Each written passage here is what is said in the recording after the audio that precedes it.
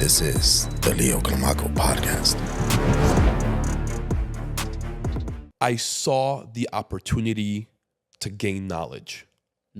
I was after knowledge. Okay. I wanted to know.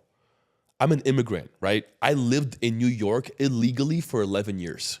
Wow. Yeah. Me, my mom, my dad, my sister. Wow. Couldn't leave the country, couldn't do shit. Yeah. Right?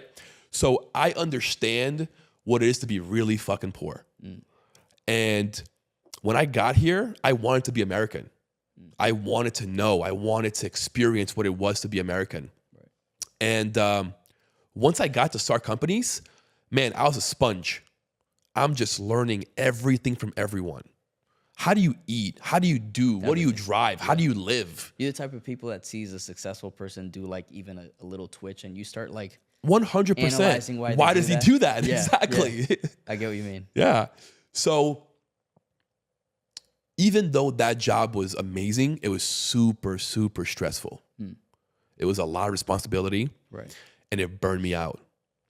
So I quit. Okay. And I went to work for a hedge fund billionaire named Daniel Loeb. Mm-hmm. He owns a company called Third Point. He's worth about probably like $5 billion right now. And that was my favorite family. They own a penthouse in Central Park West. They have homes in Aspen. They have a home in Miami, home in California, home in Switzerland. And that's really where I decided to be an entrepreneur. I had no clue. I had no idea. To me, I was going to be a worker my entire life. You know, like that was going to be me, IT director, making like $250,000 a year plus bonus. Yeah. Decent life, not too crazy, you know? Mm-hmm. Something flipped where I said, you know what? I want to be you. I don't want to work for you. I want to be you, you know? Yeah.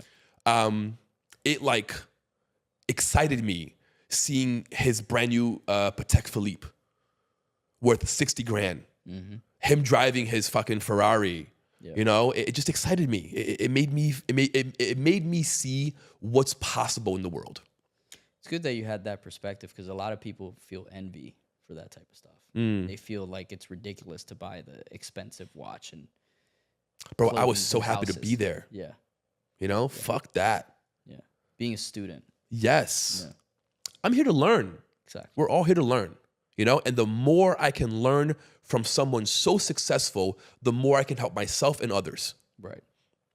So then at that point, I paid a dude $6,000 to teach me entrepreneurship. From LLC to S Corp, all the way to taxes, all the way to what to do. So needed. Yes.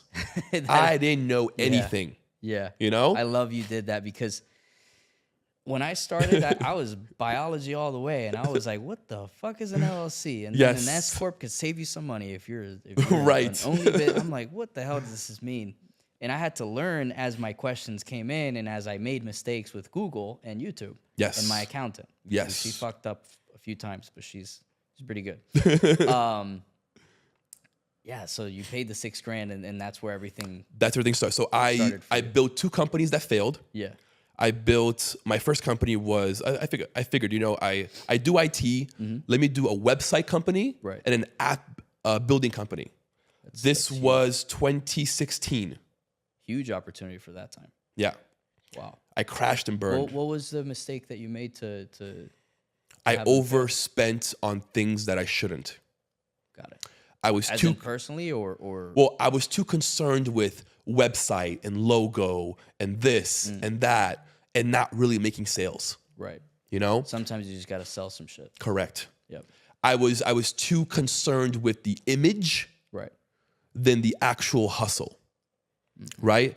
Eventually I understood that you have to sell the idea first before you build it. Yep. But at that time, I thought it was the opposite. I thought you gotta, if you build it, they will come. Right. That was my mentality. Exactly. You know, but it's not. You have to sell the idea first, then they'll come. Create the runway as you take off. Exactly. Yeah. So my wife is a board certified behavior analyst. Wow. It's a mouthful. So she has a license from the state of New York to modify behaviors. Still practicing? She does. Nice. Yeah, to modify behaviors. Okay. So at that time, she was working for a couple of our competitors, freelancing. Mm-hmm. She was fed up with how these companies were being ran. And they were very money hungry. They weren't caring about the client. They weren't pairing the right therapist and the right client together. Right. So it's chaos. Right. So in 2018, we built Behaviors of NYC, which is our therapy agency in New York. Got it. We partnered up with the DOE in New York. Mm-hmm. We are one of their contractors, and we support DOE students in school and in home.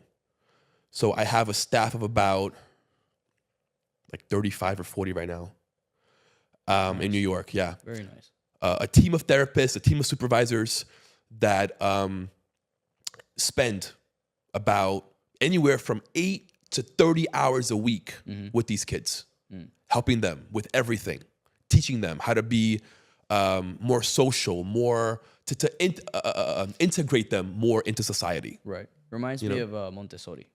Very similar. Yeah. But for kids with autism. Wow. Beautiful, man. Yeah. Congrats on that. Thank you. Yeah. So it's been about 7 years, and our company just grows every single year. We make new connections. We make new partnerships, and it's incredible. We've helped so many families. Our company has become very well known within that niche. So now my goal for 2025 is to bring it to Florida. So have that division in New York and expand to Florida.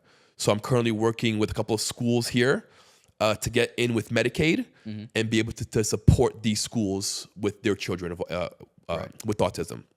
My 2-year goal is to build a school in Broward. Okay. Specifically for kids with autism. Wow. Yeah. And that's my bread and butter, right? Yeah, that's like your day job almost. Basically. Okay. Right? Like that's my company. I was very curious to ask you about that. Yeah. Yeah. So that's basically what I do. And it's gone so well that it's giving me the time and the money and the freedom to build this podcast. Right. Love it. Exactly. And since January, you've been doing episodes every Friday. Every single Friday, religiously, we drop an episode. So how many... Sorry that we're getting into this. Please, no, go for it. How many people are you interviewing every single week? That's a great question. You got to do quite a few. Yes. So this week, I'm doing 3. I did one Tuesday. Nice. Yeah. Doing one right now, and we have one at 5 p.m. today. Beautiful. Yeah. So I'm averaging about 2-3 a week. Right. I like to have at least a month queued up. Okay. You know? Yeah. Have a runway. Exactly. Basically, some wiggle room. I think you're episode 70 something. Wow. 71, 72, something like that. Yeah, we've done our fair share of podcasting. We started one for the hedge fund. Yes. Worked well. We had a guy come in. We had a football player, a guy that manages another guy that came in that manages I think it's like a few $100 million.